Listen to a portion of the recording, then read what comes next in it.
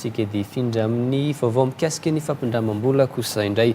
Raisin'ny Paositra Malagasy araka ny toky efa nomen'ny filohan'ny Repoblika Andry Rajoelina ny Otiv Boeny.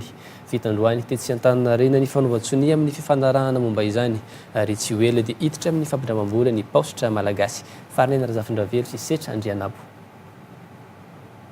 Ny taona 2024 no nanomboka nanana olana ara-bola ny Otiv Boeny.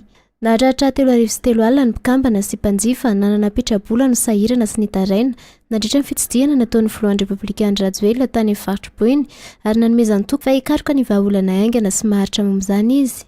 Taorian'ny fifanarahana sy ny fihaonan'ny ministry ny Paositra sy ny fifandraisan-davitra ary ny fampiroboroboana ny ahitao arakajy mirindra niaraka tampitantana ny Otiv Boeny sy ny CSPF, Komisiona Mpanara-maso ny banky sy ny mpisehatra ara-bola. Noraisin'ny Paositra Malagasy ny Otiv Boeny ka ny Paositra manomboka eto no isahana ny fampiodinana sy ny fanohizana ny asa. Ny Paositra Malagasy dia hitondra vahaolana ary hividy an'ilay Otiv Boeny zany mba ahafahana sécuriser ny volan'ireo olona ireo ary ahafahana indray mampindram-bola satria ny tanjona tsy dia hoe amerina an'ilay volan'ilay olona ao fa mba ahafahana indray manohy ny fampindramam-bola amin'ny toerana iny satria raha fantatrareo zany Boeny zany toerana mahavokatra, toerana misy activité économique.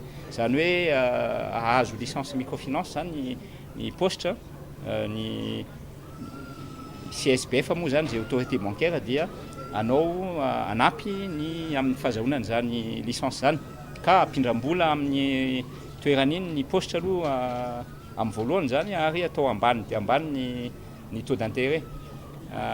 Ny tanjonay zany dia mampidina ny taux d'intérêt any amin'ny atsasany any satria raha ohatra 24% na 30% annuel no nampindraman'ny Otiv an'izany dia ny Paositra Malagasy dia mety any amin'ny 12% any moyenne ny taux zany hoe tena ho atsasany mihitsy zany. Ankoatran'ny tahiry izay nahitana mpanjifa 10 metsy mahery araka izany dia iroso amin'ny fampindramam-bola ihany koa ny Paositra Malagasy.